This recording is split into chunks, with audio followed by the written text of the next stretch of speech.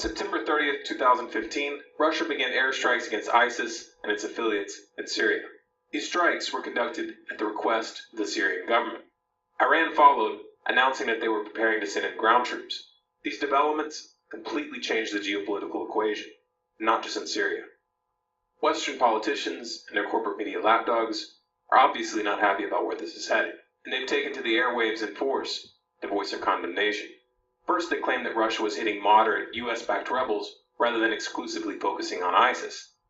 Of course, he moved all the capabilities in, he built the runways, he built the establishment, and then was ready to strike. And instead of revealing anything to Kerry from Lavrov or from him to Obama, he has a Russian general show up at our embassy in Baghdad an hour before it starts. And what's the first target? The people we are supporting in arming and training and equipment. What better way to stick their thumb in our eye? Hey, wait a second.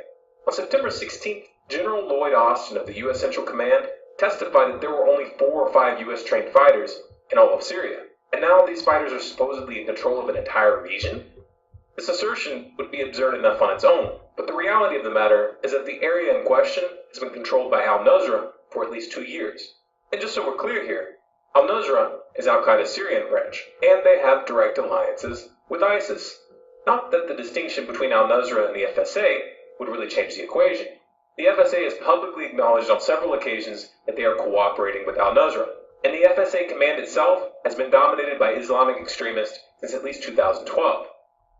أما فيما يخص بعض الفصائل التي مثلا يطالب الغرب بتصنيفها كمنظمات إرهابية جبهة النصرة. نعم، نحن نشعر أن هذه الجبهة بمكان ما هي يمكن الحوار معها حول طبيعة الدولة القادمة، حول شكل الدولة القادمة، حول إمكانية هذه البلد على إقامة دولة التي تناسب الجميع. نحن في مكان ما يجب أن نتعاون ويجب أن نتحاور، وأنا على صلة بالجميع. ولا أخفي سرا بذلك، حتى فيما يخص الأخوة في جبهة النصرة، ونتعاون في أمكنة كثيرة.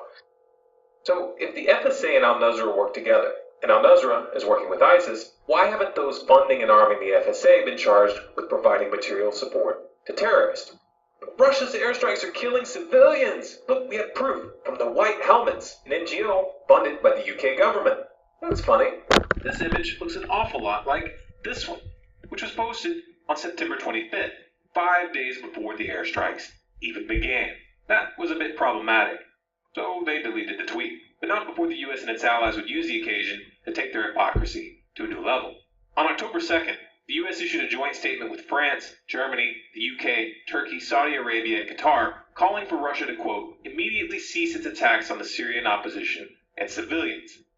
Just to put this into perspective, the Saudis have been bombing Yemen, with US support, since March of 2015, killing thousands of civilians and creating a humanitarian crisis of epic proportions. The irony also seemed to be lost on Washington, who after decades of military occupations and drone campaigns, which have killed millions of civilians, topped it off by repeatedly bombing a Doctors Without Borders hospital in Afghanistan just 1 day later. Oh, this is awkward. What can we do to save face? Hey, our friend John McCain has an idea. We should just send our moderate jihadists some more weapons. They're attacking the very guys who we want to see topple Assad. You would let American planes just continue to pass them and let them do that? No, but I might do what we did in Afghanistan many years ago to give those guys the ability to shoot down those planes. That equipment is available. Who would be shooting them down? The Free Syrian Army, just like the Afghans shot down the Russian. No, just like the Afghans shot down Russian planes after Russia invaded Afghanistan.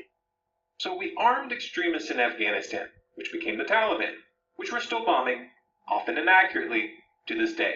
And you want to do it again? This isn't a plan. This is desperation. Washington has been outmaneuvered. This turn of events is on par with the 2013 episode where the US-backed rebels got caught using sarin gas against civilians. Only now, there aren't nearly as many options left. With Russia providing air support and Iran assisting in the ground campaign, the US no longer has any leverage in Syria. And if Putin is able to maintain momentum, this could very well be a turning point regionally as well. That doesn't mean the game is over though. The U.S. and its allies aren't going to just walk away from this. You can rest assured that Washington is scrambling to cook something up right now. And if the last few years are any indicator, this could get very interesting. This video is Creative Commons. You have permission to download and distribute any and all of our content through any venue, commercial or non-commercial. If you want more people to see this information, please remember to like, share, and comment. If you want to see how far the rabbit hole really goes, keep in touch. Subscribe to Storm Clouds Gathering on YouTube, follow us on Facebook, Twitter, and Google+, and you can sign up for email notifications of new releases on our website, stormcloudsgathering.com. We also want to say thank you to all of you who donated this past month to keep this project going, and to all of you who have offered to volunteer. There aren't enough hours in the day to respond to each of you individually, but you have made a difference.